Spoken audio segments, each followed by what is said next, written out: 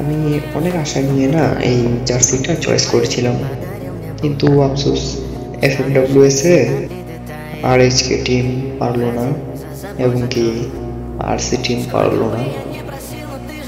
অর্থাৎ এক কথায় বলতে বাংলাদেশ টিম হেরে গেছে। আমি জার্সিটা নিয়েছিলাম, এটা জার্সি নিয়েছি রেড হক আরএক্সি, আর আফতারটা নিয়েছি আরসি।